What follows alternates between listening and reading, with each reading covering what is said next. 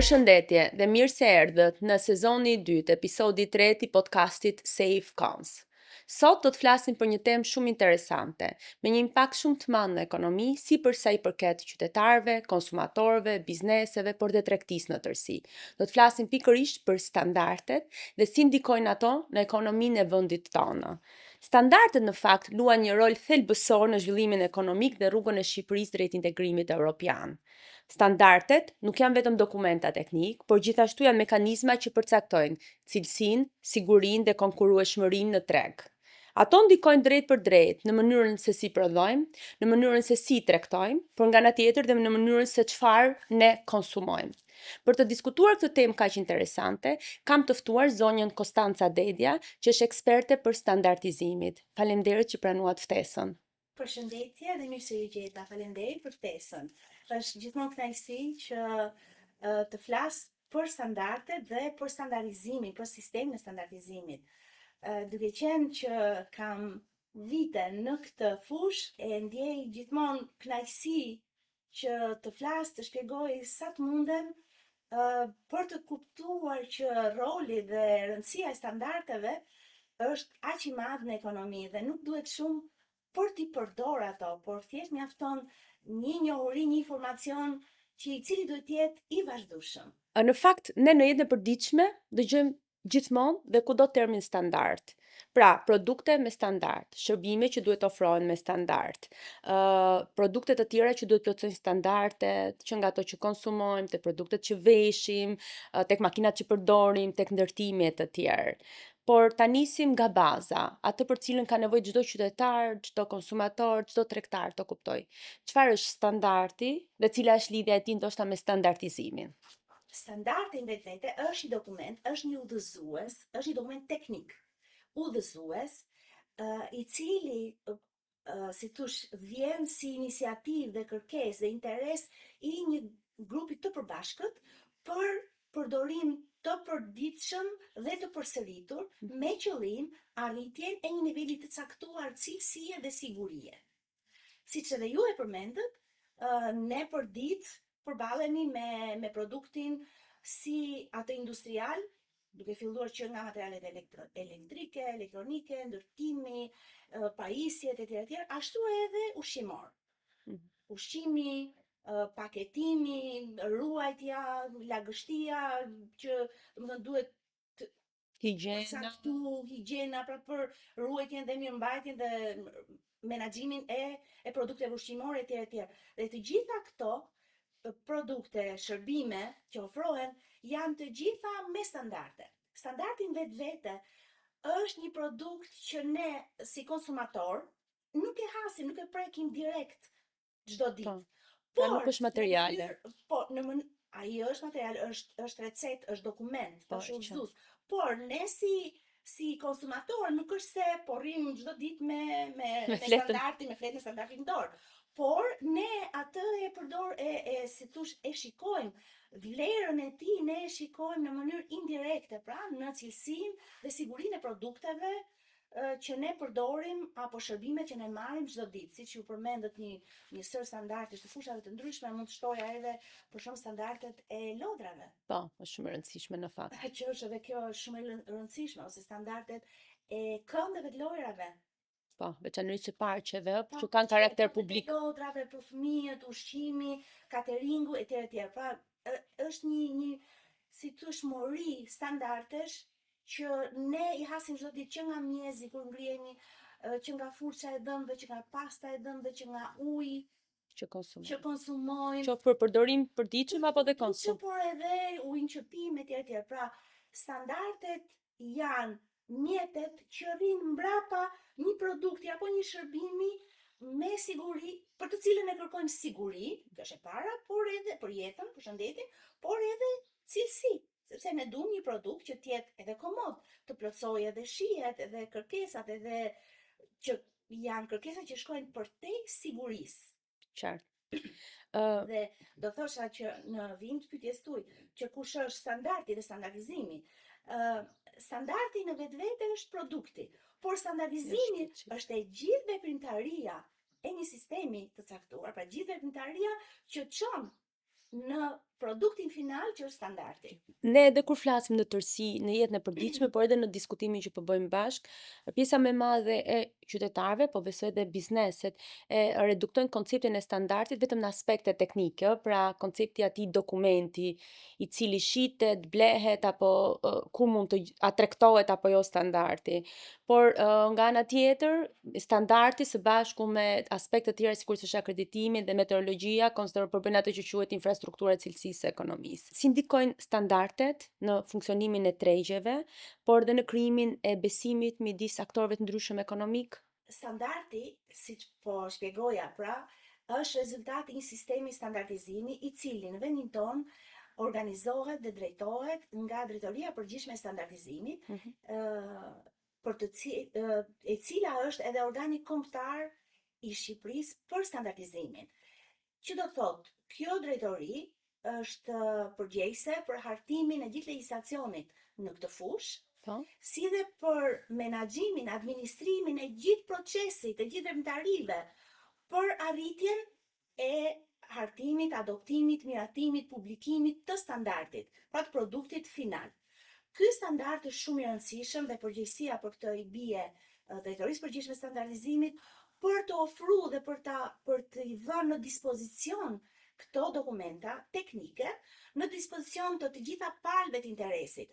Në sistemin e standardizimit duhet theksoj që në këtë sistem, pra në veprimtarinë e standardizimit, Drejtoria e Përgjithshme e Standardizimit nuk mund të veprojë dot vetëm. Po. Ky është një institucion që ka për kompetencën dhe përgjegjësinë për të menaxhuar sistemin. Por aktorët, që të arrihet produkti final, duhet që të funksionojnë të gjithë aktorët, të cilët janë si një halk. Po, një zinxhir të plot. Një zinxhiri që për të arritur pastaj në produktin final. Këtu do përmenja, siç përmendët juve, kemi aktorët në standardizim janë disa. Aktorët në standardizim është qeveria, është shteti, sepse shteti nxjerr akte ligjore tek të cilat ai kërkon një nivel të caktuar sigurie dhe cilësie të produktit apo shërbimit që ofrohet në treg për qytetarin. Në qartë. Por që kjo siguri dhe kjo cilësi të arrihet, sigurisht që duhen dokumenta teknike. Dhe këtu qeveria ka interesin për të pas standarde teknike. Po kështu, dhe prandaj qeveria referon dhe sugjeron si një ndër zgjidhjet për të zbatuar legjislacionin, pra kërkesat që ai ka vënë për produkt dhe shërbimin, ai referon përdorimin e standardeve teknike, të cilat publikohen nga Drejtoria e Përgjithshme e Standardizimit. Po kështu, grup tjetër interesi, aktor tjetër pra në këtë proces, është infrastruktura e cilësisë që është sektori privat, certifikimi, është sektori publik që është akreditimi, është metrologjia, mbikëqyrja e tregut, janë inspektoratet e ndryshme, pra të gjitha këto aktor futen tek infrastruktura e cilësisë, ku baza e kësaj infrastrukture e cilësie kuptohet është standardi, sepse akreditimi akrediton, jep kompetencën, besueshmërinë nëse ka standard. Nëse sektori privat, pra nëse organizmi i certifikimit përdor, zbaton siç duhet standardin. Metrologjia po ashtu kryen matit e veta bazuar në standarde. Mbikëqyrja e tregut kontrollon cilësinë, sigurinë e produktit, bazuar nëse ky produkt apo shërbim është i ofruar me standard.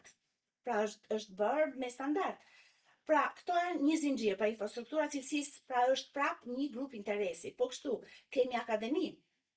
Akademia si institucion kërkimor shkencor, por jo vetëm, ka interesin e vet, sepse standardin vetvete mbart edhe inovacion. Edhe është teknologjia më e fundit në fuqi. Pra që shërben për një produkt, për një shërbim të caktuar.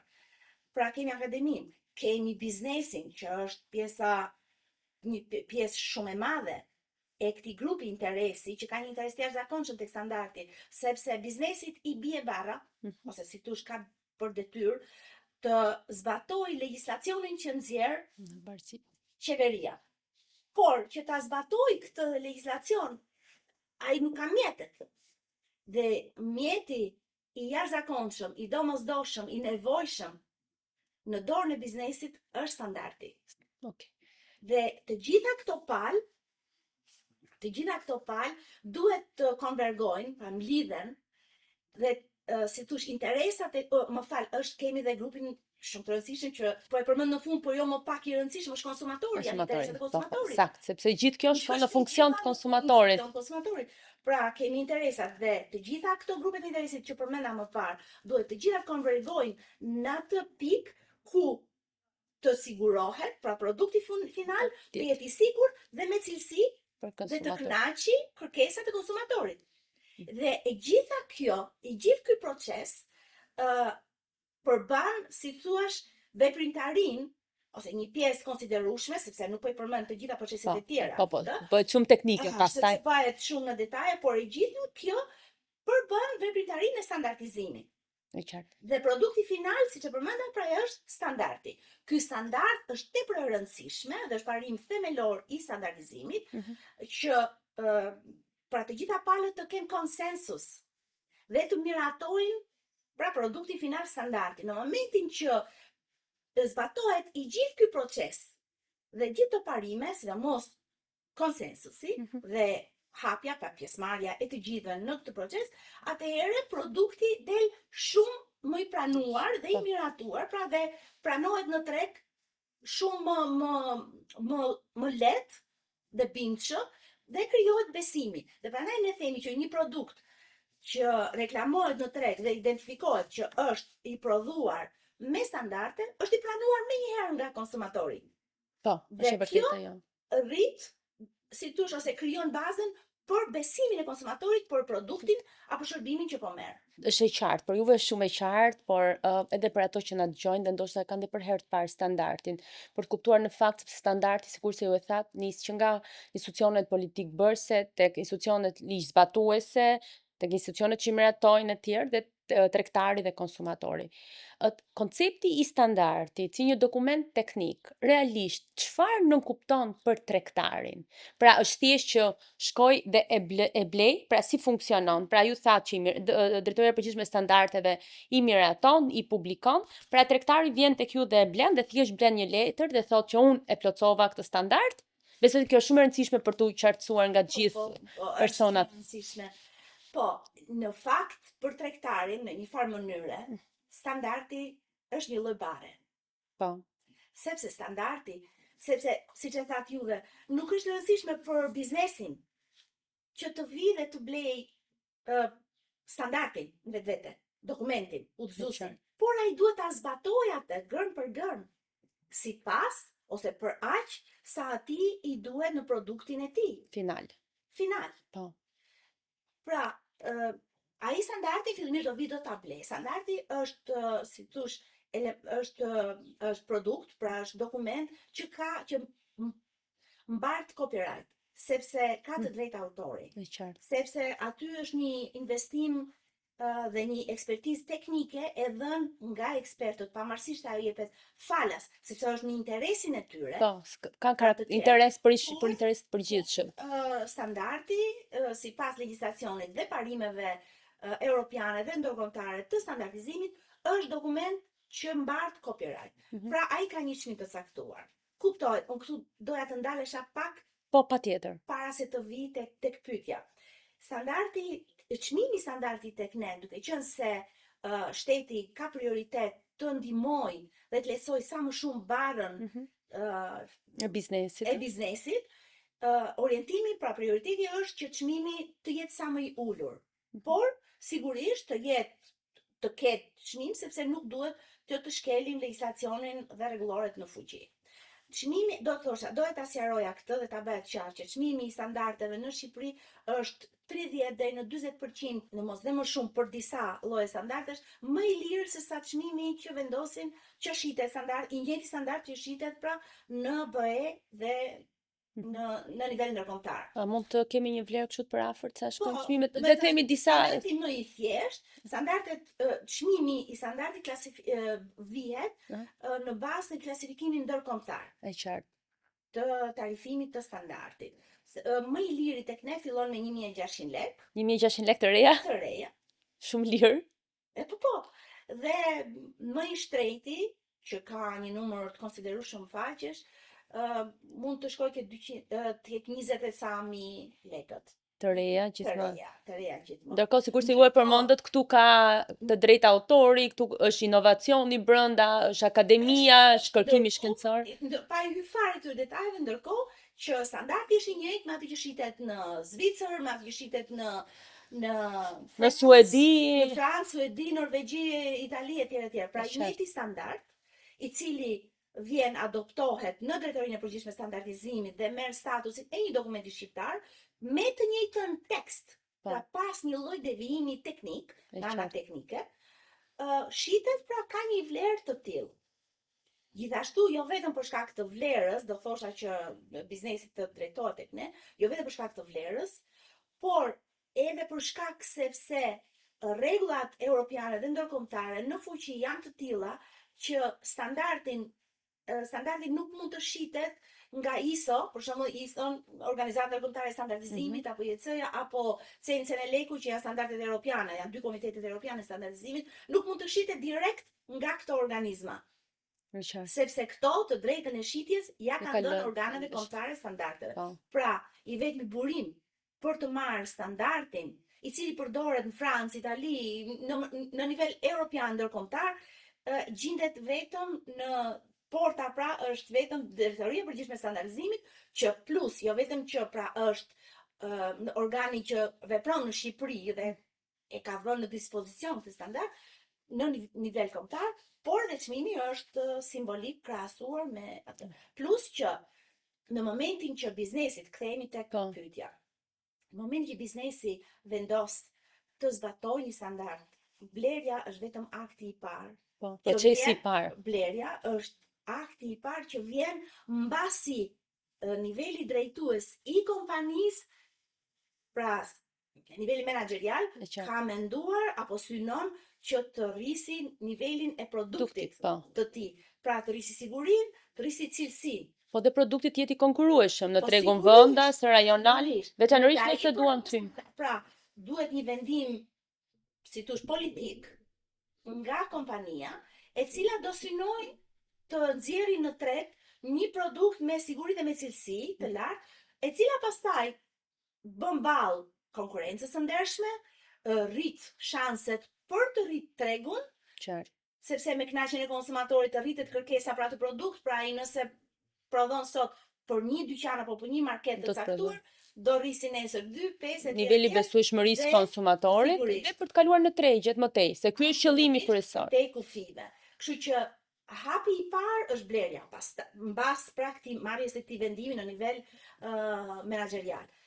Blerja kërkon që ky standard të hapet, të lexohet dhe të zbërthehet në procedura. Pra, ky është zbatimi i standardit. Në procese teknike. Procese teknike. Më vonë pastaj, si thosh, hyjnë në lojë organizmat e tjera, varet nga produkti, varet nga kërkesat e licitacionit. Po, shërbimi, varet çfarë standardi është bler. Varet çfarë destinacioni, pra çfarë prodhimi apo shërbimi po bëhet fjalë.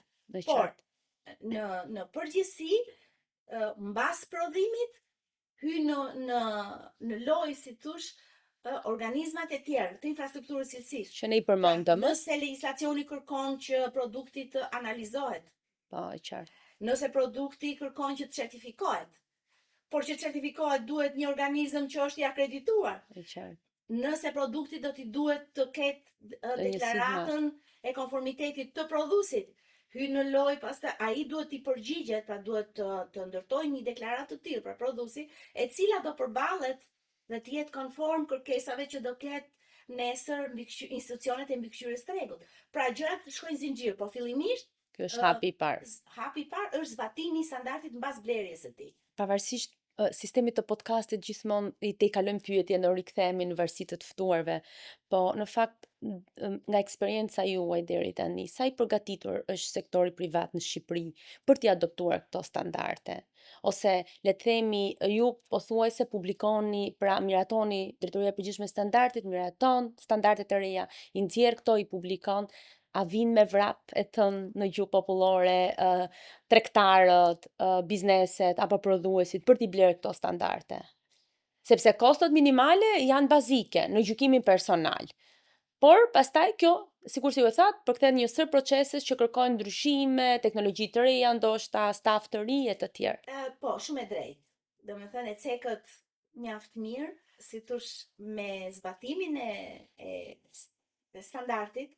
Zbatimi i standardit si thosh kërkon një lloj kërkon dhe kapacitet. Dhe kjo njohuria që ju thatë sa i përgatitur është tregu vendas, unë do thosha që varet nga madhësia e kompanisë. Ka kompani në Shqipëri që eksportojnë, po varet nga kompania. Pra nëse kemi kompani që, si thua, që në fillimet e tij ka pasur për synim fokusin, tregun rajonal rritjen e tregut të brendshëm, dhe daljen në treg rajonal europian dhe më gjerë, sigurisht këto kompani janë shumë të lidhura me DPS-n. Dhe ne kemi kompani që kemi çdo vit komunikimin që s'ka, po përveç çdo viti që është si thosh një herë në vit, kemi edhe disa herë në vit, 2-3 herë në vit, pra kemi komunikim periodik, në mënyrë sepse ato duan të jenë të informuar në mënyrë imediate, mundësisht edhe në momentin edhe kur një standard i ri apo një ndryshim i standardeve që ato kanë po punohet, po mendohet për të bërë ndryshime, ato menjëherë kërkojnë informacion. Dhe kjo gjë është goxha e mirë, sepse në tregti, të paktën nga ato që kemi dëgjuar nga bizneset dhe nga ky komunikim që kemi, marrja e informacionit, informimi mbi të rejat që po ndodhin në standarde që ato kanë interes për produktin apo shërbimin, patjetër, në përputhje me është vendimtar, sepse standardi vetvete, pra zbatimi i standardit mund të kërkoj ndryshime në procese, mund të kërkoj teknologji të re, siç ju e përmendët, mund të kërkoj analiza të ndryshme, mund të kërkoj certifikim, etj. Po të gjitha këto si fillim janë kosto. Po, qartë. Por do kërkoj dhe trajnim stafit, ngritje të kapaciteteve, pa që ato të punojnë sipas praktikave më të mira, se nuk mund të ngret, pra të rrisësh teknologjinë, të marrësh teknologji të re, bashkëkohore, etj. Kur stafi nuk është në gjendje ta përdori. Pra, si thosh, në fillim kostot e biznesit, zbatimi i standardeve si fillim ka kosto. Por kjo pjesë e kostos i kthehet 2 apo më shumë fish në afat shkurtër.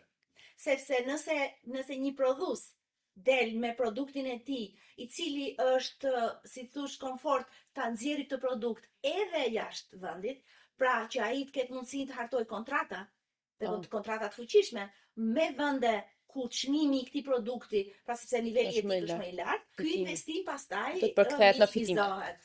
Pra ky investim fillestar minimizohet. Unë do thosha që ne nuk është se kemi shumë kompani të mëdha që ne kemi shumë biznese të mëdha. Biznese shumë të mëdha.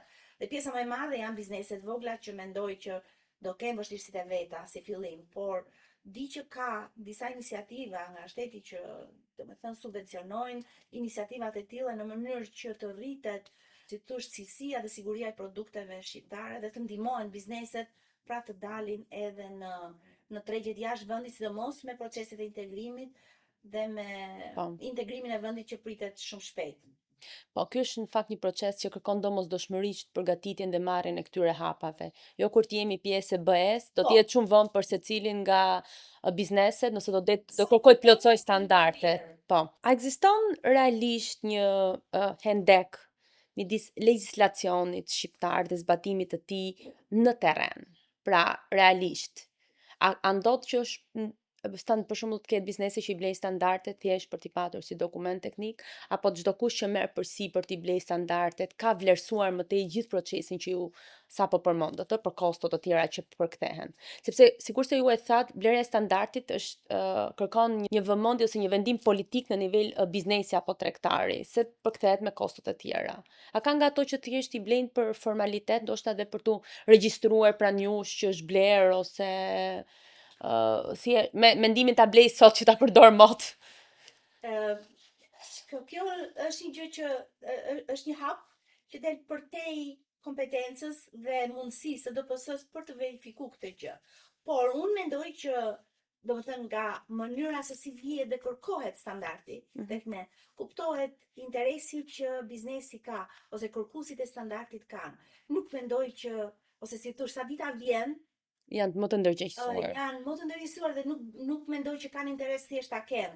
E kuptoj. Pra sa dita vjen, zbatimi i legjislacionit është forcohet, po. pra bëhet më real, më kërkues dhe sigurisht edhe biznesi nuk mund të jetë më në pozicionin që ta marr ta kem pra me letra funksionon ndryshe dhe Dhe në në realitet, sepse është tregu, është konsumatori që të të bëj vlerësimin. të rrezon.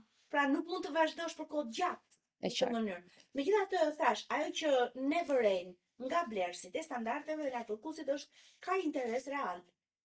Po, sepse Për pra të blerë standardin, jo thjesht ta më ble. sa për ta. Sepse kjo është në objektivat e kompanisë, pra nëse do det që të ketë konkurrueshmëri në treg dhe për të kaluar kufit. A mund kemi ne një zhvillim të qëndrueshëm ekonomik pa një sistem të konsoliduar standardizimi? Shumë pyetje. Pyetje shumë e bukur, jo, pyetje e bukur, po domundon ta them me dy fjalë. Sigurisht që mund të kesh zhvillim ekonomik, por nuk mund të jetë i qëndrueshëm.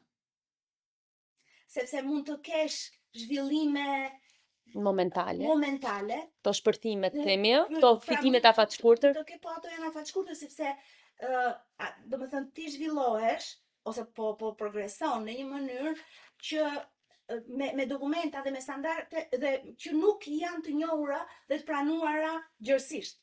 Duke qenë të tilla, ti je izoluar si prodhues apo ofrues shërbimi. Pra mund të ofrosh për një farë kohe të shkurtër një diçka të tillë që nuk zbaton standardin e pranuar gjërësisht, por nuk mund të vazhdosh të gjatë, sepse është i gjithë sistemi i tillë që nuk të lejon, është konsumatori që bën diferencën. Po, dhe në momentin që bëhet diferenca nga konsumatori, fillon dështimi menjëherë. Pra do thosha që zhvillimi i qëndrueshëm ekonomik është një hallk tepër e lidhur shumë ngushtësisht me një sistem të konsoliduar standardizimi. Pse?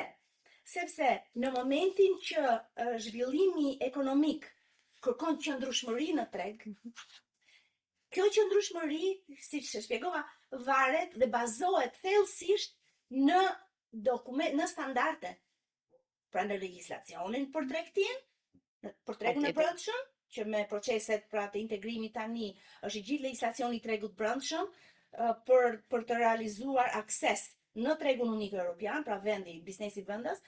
Pra dhe ky legjislacion i tregut brendshëm i gjithë i bazohet në, si thosh, e bazon suksesin e tij në përdorimin e standardeve, të cilat janë të harmonizuara apo jo, por që duhet të zbatosh këtë legjislacion duhet standardi.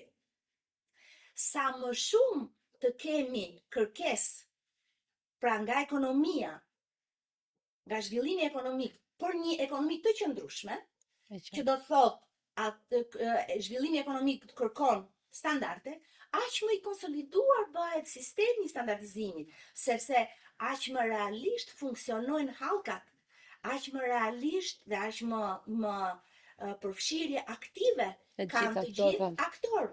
Dhe në momenti që ke përfshirje reale të aktorëve, ky sistem konsolidohet dhe bëhet i njëjtë siç funksionon në vendet e BE-s apo ndërkombëtarisht me organizatat europiane, ndërkombëtare standardizimit, si është ISO apo IEC-ja, që është në fushën e elektroteknikës.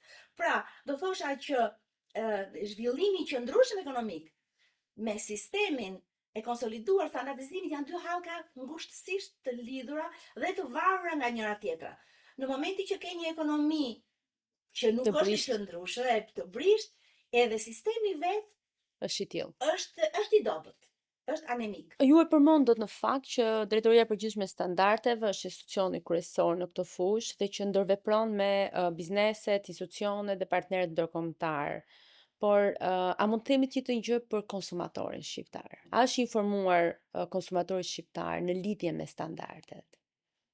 Dhe ndoshta nga eksperienca juaj qoftë edhe nga perceptimi personal për të zhveshur nga funksioni, cilat janë standardet që njohin më shumë konsumatorët? Sepse ne kur i pyesim, po i bëj 2-3 pyetje pastaj përzidhni, gjithë konsumatorët sapo i pyet thua për çfarë je konsumator vetëm për ushqimet. Ndërkohë që përmendëm bashkarisht një gjithë produktet, gjithë shërbimet dhe çdo qoftë me karakter publik ashtu me karakter privat. Shikoni, standardet janë dokumenta që, si thosh, janë dokumenta themelor, janë baza. baza e cilësisë dhe sigurisë. Por me cilësinë dhe sigurinë lidhen shumë fusha, shumë sektorë të ekonomisë. Po thuaj se gjithë. Shumë sektorë, pra gjithë sektorët e ekonomisë. Kështu që drejtoria e përgjithshme e standardit është shumë e lidhur, ose si thosh, standardet në vetvete lidhen me mekanikën, me elektroteknikën, me elektrikën, me bujqësinë, me mjekësinë, me shëndetësinë, me Me sigurinë të shërbimet. punë, me shërbimet, me turizmin, me cateringun, me paketimin, pra Me veshjet. po, sigurisht me veshje, me tekstilet e tjera, prodhimet e tjera. Pra, standardi në vetvete prek shumë fusha. Tani është një punë e jashtëzakonshme që të bësh për të informuar, sepse të gjithë këto sektor, të gjithë këto aktor kërkojnë informim dhe kërkojnë ndërgjegjësinë mbi rëndësinë e standardit, sepse të gjithë e duan ta përdorin. Të gjithë kanë përfitimet e veta nga përdorimi i standardeve. Standardi është një mjet që përfiton ekonomia makro, në terma makro, pra përfiton ekonomia e vendit, përfiton biznesi, përfiton konsumatori, përfiton mjedisi, pra përfitimet janë të shumë fishta nga përdorimi i standardeve. Dhe në këtë kuptim, përpjekjet për të ndërgjegjësuar, për të informuar, janë, si thosh, duhet të jenë gjigande, janë të panumërta dhe është e pamundur që neve, sidomos si vend në zhvillim që jemi, mund të themi që ne kemi arrit të bëjmë një informim. Ka gjithmonë nevojë, tregu ka gjithmonë nevojë për informim mbi rolin dhe rëndësinë e standardeve. Sa i përket pyetjes që bëhet që cilat standarde konsumatori mund të njohë më shumë, po qoftë edhe biznesi, unë mendoj që janë standardet me famë të ISO-s, po. janë standardet e menaxhimit të cilësisë. ISO 9001 është standard me famë. Po, kaq dim ne ISO. Dhe mund ta shpjegojmë edhe këtu çfarë nuk kupton ISO. 9001 për shembull. Sigurisht. ISO është shkurtimi i organizatës ndërkombëtare të standardizimit. Po. Është e cila mbulon me standarde të gjithë sektorët e ekonomisë përveç fushës elektroteknikës. E cila mbulohet nga Komisioni Ndërkombëtar i Elektroteknikës, që quhet IEC. Shumë teknike. Po. Jo, që ta bëjmë të qartë. Dhe standardet që përmenda, standardi 9001 është i ISO dhe ka të bëjë me menaxhimin e cilësisë. Dhe është standard i përdorur nga në çdo fushë, në çdo sektor, qoftë prodhim, qoftë turizëm, qoftë paketim etj. Dhe pavarësisht nga madhësia e kompanisë. Pra, është standard që mund të përdoret dhe sjell përfitime për çdo lloj niveli tregtari apo biznesi, prodhimi, prodhuesi apo shërbimi. E qartë. Pra të gjithë duhet ta kenë. Çdo kush që mund ta përdori. Pastaj duhet të është në vendimarrjen e kompanisë, por është standard që është hartuar në atë mënyrë, ka një konsensus dhe miratim dhe pranim në nivel ndërkombëtar. Dhe kjo nuk është pak. Këtë standard ne e kemi, ДПС-ja e ka sjell si dokument shqiptar dhe ka vënë dispozicion të çdo palë interesi si standard shqiptar në mënyrë identike. Dhe ky është favor goxha i madh, pra për biznesin vendas, nuk ka nevojë të hallakatet për të gjetur diku tjetër. Po doja të përdoroj këtë term. Më qus më thjesht. Po që e gjen në ДПС shumë thjesht. Praktikisht është si një lloj mesazhi që përpara se të nisësh një biznes, mirë është që një konsult, një klik në katalogun e standardeve shqiptare, i cili gjendet real, pra i gjithë zhvillimi, të gjithë përditësimi i katalogut gjendet në kohë reale në faqen tonë të internetit www.dps.gov.al dhe aty mund të kërkosh çdo lloj standardi që ti ke interes. Por ajo që është, si thosh, është një plus, dhe është një informim direkt që ДПС-ja e jep pa u kërku. E qartë. Pra ne vëmë në dispozicion jo vetëm numrin, titullin e standardit, por ne vëmë në dispozicion edhe fushën dhe qëllimin. Pra që ti si biznes, si palë interesuar për standardin, thu, prit, më përshtatet, më duhet ky apo më duhet dikush tjetër apo dikush. Pra, duke lexuar fushën dhe qëllimin, Arrin të kuptosh. Kuptosh, domethënë që të mos të arrish aty pastaj ku ti plotson listën duhet ky standard, pa ti je më i përcaktuar, më mirë i përcaktuar në çfarë standardi do marrësh. Po kështu kemi standarde bizneset, po përdorin shumë standardet e menaxhimit të energjisë. 50001 është një ndër standardet që po përdoret gjithësisht dhe ka përfitime të jashtëzakonshme. Unë nuk e di nëse kemi kohë këtë herë, po gjithsesi edhe nuk kam ardhur me statistikat të sakta, po ndoshta në një herë tjetër mund të vi me statistikat të sakta ku të tregojmë realisht me shifra, me fakte konkrete, përfitimet dhe shumat në financë, përfitimet që kanë pas bizneset e ndryshme nga përdorimi i këtyre standardeve. Pra impaktin që kanë në po përdorimi i standardit. Po kështu kemi standardin për mjedisin, 14001 është një standard goxha i njohur. Po. Goxha i njohur. Dhe standarde të tjera, sepse dhe standarde të tjera kuptohet. Dhe kjo që e veçanta e këtyre standardeve në përfitim të përdoruesit është që të standardet mund të zbatohen edhe 2 edhe të 3 bashkë dhe nuk pengojnë njëra tjetrën. Po, bashkë. Janë standarde menaxhimit. Plotësojnë njëra tjetrën. Janë standarde më specifike,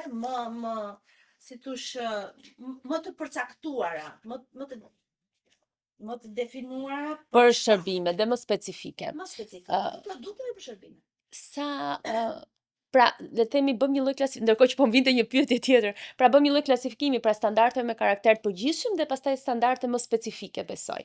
Por sa shpesh ndryshojnë standardet dhe sa po ndryshojnë përditësohen më një herë në katalogun tuaj, pra përveç se procedurës së zakonshme që do duhet për adoptimin e tyre, besoj. Po, sigurisht. Standardi ka cikël jete. Okay, shumë interesante. Më pëlqen, pra standardi është një organizëm i gjallë, ka cikël jete. Po, standardi është si organizëm i gjallë dhe ka ciklin e tij të jetës. Fillon nga fillimi i propozimit për hartimin e një standardi, deri ku vazhdon puna e teknikëve etj, deri në miratimin e tij mund të zgjasë 2 deri 3 vjet. Kjo është periudhë çik e shpejtë, sepse mund të zgjasë diçka më shumë. Sepse është një dokument që do kërkojë një konsensus, një diskutim, një shqyrtim të detajuar teknik me impaktet në secilën fushë nga shumë vende. E qartë. Pra, kërkon kohën e vet. Pastaj ka periudhën e rishikimit, e cila mund të vi edhe me një herë me kërkesë të një shteti antar, por një X shkak, ai shikon që një nga parametrat e standardit, për shembull, në moment që ai ka qenë duke implementuar në kushtet e vendit të tij ta zem, nuk është përshtatur. Nuk është i përshtatur, se mund të kërkojë diçka më shumë ose ka një inovacion që ai kërkon ta shtojë etj, dhe në këtë rast rishikimi i standardit bëhet më shpejt në kohë. Por gjithsesi, në mënyrë klasike standardi rishikohet një herë në 5 vjet. E qartë. Por ka standarde që ka edhe 15 vjet. Ka standarde që janë 20 vjet që jetojnë akoma. Dhe që janë aktual. Dhe në momentin pastaj çdo ndryshim që bëhet, qoftë për standardet e reja, qoftë për rishikimet, qoftë për amendimet që pson standardi, qoftë për shfuqizimet. Po, pra kemi dhe standarde që i humbet fuqia. Po, sepse për X arsye kryesisht të karakterit teknologjik. E qartë. Por edhe të karakterit të sigurisë dhe cilësisë së produktit, ku përfshihen tani me objektivat e zhvillimit të qëndrueshëm, ka marrë rëndësi shumë të madhe edhe interesi për ose objektivat e mjedisit. E qartë. Ashtu. Nëse një standard prodhonte dëm në mjedis? Nëse, pra shikohen edhe këto, dhe ky standard mund të shfuqizohet dhe zëvendësohet në një standard të ri. DPS-ja, duke qenë antare, pavarësisht se është pa të drejtë vote për momentin, por është antare në 2 organizmat europiane të standardizimit, por edhe në organizmat ndërkombëtare të standardizimit ISO dhe IEC, dhe në ECI që është për fushën e telekomunikacionit, dhe i fushë kaq e kërkuar dhe kaq me interes tani. Në Shqipëri po ashtu? Është në, si thosh, në dieni që në fazat e para të fillimit të këtyre ndryshimeve. Dhe të gjitha këto ndryshime DPS-ja reflekton, si thosh, menjëherë në katalogun, në punën e saj dhe në katalogun e standardeve. Për shembull, shfuqizimi i standardeve nuk toleron kohë. E qartë. Pra, me njëherë që shfuqizohet në nivel europian apo ndërkombëtar, me njëherë ne shfuqizojmë këtu duke i dhënë informacionin e duhur përdoruesit që shiko se zbatimi i këtij standardi të kaskaduar, pra nuk mund të vazhdosh më, sepse ai mund të ketë pastaj Efektin e kundër ose kostot të tjera. Kosto, shtesë etj. Pra, informacionin mbi çdo lloj statusi, ndryshimi që pëson një standard i caktuar është menjëherë i reflektuar në faqen tonë të internetit nëpërmjet edhe të shkrimeve, të artikujve, të njoftimeve që ne bëjmë, por edhe në katalogun e standardeve shqiptare. Kështu që duhet t'i rekomandojmë biznesit që ta klikoj sa më shpesh këtë faqe. Sa më shumë.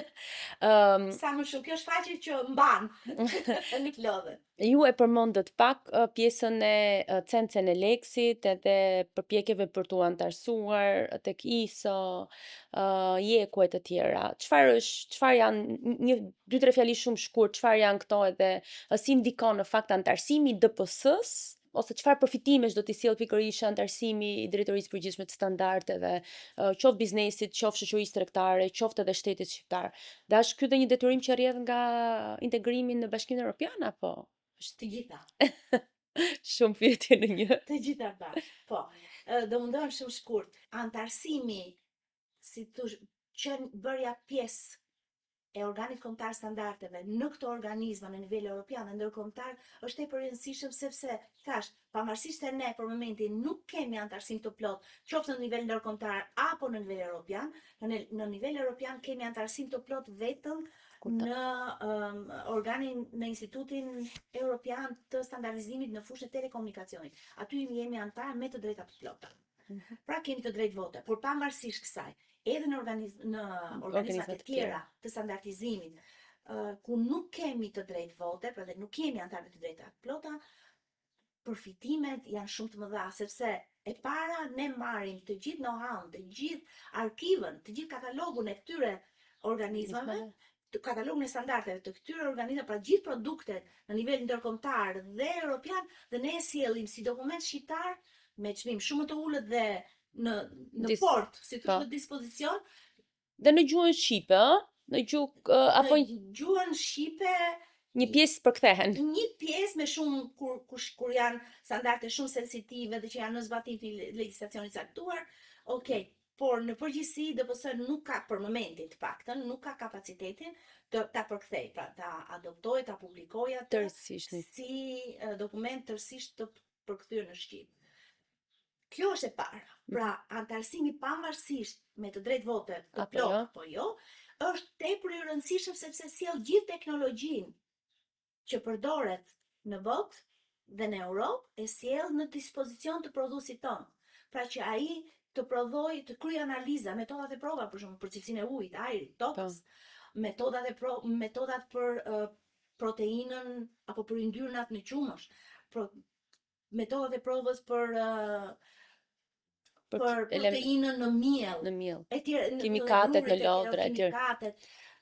Pra, për të gjitha fushat, kemi standardet që janë për projektim, kemi Eurocode, kemi standardet që janë për produktet e ndërtimit, që është rregulloria dhe që po bëhet ligji tani për materialet e ndërtimit. Pra, të gjitha këto standarde ne i sjellim në dispozicion të përdoruesve si dokumenta shqiptare.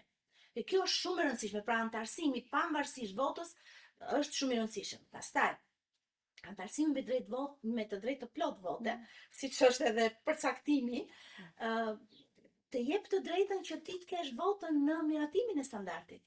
Pra në një moment kur një standard që po hartohet në nivel europian apo ndërkombëtar nuk përmbush plotësisht ose mund të sjelli, si thosh, dëme apo vështirësira në zbatim në vendin tënd, mund të japësh votën kundër. Pavarësisht fuqia që ka vendi, se ne jemi vend i vogël, por mund të lobosh, pra të krijojnë mundësitë për votën. Dhe është shumë e rëndësishme. Një dhe e dyta, kjo që është mendoj unë si thosh horizontale dhe është kështu a priori, është që në momentin që ti organi kombëtar i standardeve në Shqipëri, pa DPS-ja, bëhet antar me të drejta të plota në 2 organizmat europiane të tjera të standardizimit, CEN dhe CENELEC, nën kupton për konsumatorin europian, që është mbi 450 milion, në mos gaboj, nënkupton që produkti që vjen nga Shqipëria Plotson standard. plotëson standardin, pra është po merr të njëjtin produkt siç që prodhohet në Francë me këtë standard, po e merr, Pra është një lloj pasqyre, le të themi. është një lloj si thosh prezumimi. Pra automatikisht, a Funksionon. priori, produkti që vjen nga Shqipëria Prezumohet vjen sipas standardeve, të cilat janë të njëjtat edhe në me- vendin e tënd ose në me vend ato të nivelit evropian. e qartë. Dhe kjo është shumë e rëndësishme. Pra në momentin që DPS-ja bëhet anëtare me drejta të plota, Komisioni Evropian miraton dhe vlerëson që gjithë paketa ligjore që ka të bëjë me tregtinë e lirë është në përputhje me parimet, me legjislacionin që përdoret në BE për standardizimin. Në qartë. Dhe kjo është një, si thosh tik, goxha i rëndësishëm. Ne jemi në fazën që DPS është në fazën që, si thosh, në hapat e fundit drejt antarësimit me drejta të plota. Le të shpresojmë që do të antarësohemi sa më parë. Shpresojmë 2027 do jetë një diskutim midis të dy organizmave tona, pra dy komiteteve të europiane, DPS-s dhe Komisionit Evropian, të shikojmë. Shpresojmë shumë për të qenë suksesshëm. Pra, standardet më shumë se sa rregulla teknike janë një element kyç që lidhin zhvillimin ekonomik, mbrojtjen e konsumatorit, integrimin evropian, por dhe mënyrën se si produktet tona apo tregtarët tonë kanë imazh në vendet e BE-s, pra në tregjet rajonale apo dhe në tregjet evropiane. Zonja Dedja, shumë faleminderit për këtë diskutim shumë të thelluar për standardet. Besoj mund të jetë i pari në llojin e tij për të thënë vërtetën. Kështu që përpara se ta mbyllim, një mesazh të fundit nga ana juaj për tregtarët, konsumatorët, institucionet, ofruesit të shërbimeve. Edhe unë i falenderoj shumë në fakt që më dhat mundësinë për këtë bisedë, sepse mendoj që ka ardhur koha që palët e interesit aktorët kanë interes për të marrë të lloj informacioni. Dhe ajo që unë do thosha është që konsideron të gjitha aktorëve, do të thënë organeve të qeverisjes, vendimarrësit, biznesit, konsumatorit, akademia, shumë e rëndësishme sepse një ndër fokuset tona në të ardhmen e afërt për shembull do jetë akademia, sepse do jenë studentët e ardhshëm, të cilët do jenë studentët e tanishëm, që do jetë grupi i fokusit ton, pra për të dhënë informim, sepse nesër ata do jenë përdoruesit e standardeve, pra ato do shpërndahen në sektor të ndryshëm, ose shkencëtarët apo shpikësit e standardeve të reja. absolutisht, pra inovatorët. Dhe ne në Shqipëri nuk është se kemi pak inovator në fushën elektroteknik, në fushën e telekomunikacionit për shembull ka goxha. Megjithatë, thash, të gjitha palët e interesit të drejtojnë si thosh syt dhe të klikojnë në faqen e internetit të DPS, sepse aty unë mendoj që ka informacion të mjaftueshëm, por që sigurisht ka gjithmonë vend për përmirësim. Dhe kryesisht të shikojnë katalogun e standardeve shqiptare. Janë standarde që janë të njëjtat, është teknologjia në gjuhën tonë thuhet state of art. Pra standardi state of art është teknologjia më e fundit që përdoret në nivel evropian dhe ndërkombëtar, dhe kjo nuk është pak. Faleminderit. Faleminderit juve. Të nderuar dëgjues, ky ishte sezoni i dytë, episodi i tretë i podcastit Safe Cons, standardet dhe impakti i tyre në ekonomi. Safe Cons është një projekt që po zbatohet nga Qendra e Konsumatorit Shqiptar në bashkëpunim me Antark, shoqëria civile në veprim në përpjekje të koordinuara për sigurinë ushqimore dhe mbrojtjen e konsumatorit, i cili gjithashtu mbështetet nga Bashkimi Evropian në Shqipëri. Ju ftojmë të na ndiqni në të gjitha rrjetet tona sociale, në website-in ton qksh.org, në Facebook, LinkedIn apo Instagram, dhe njëkohësisht mos harroni të ndiqni në YouTube channel. Dhe si gjithmonë mos harroni, një konsumator i informuar është gjithmonë një konsumator i mbrojtur. Na ndiqni në episodin e radhës.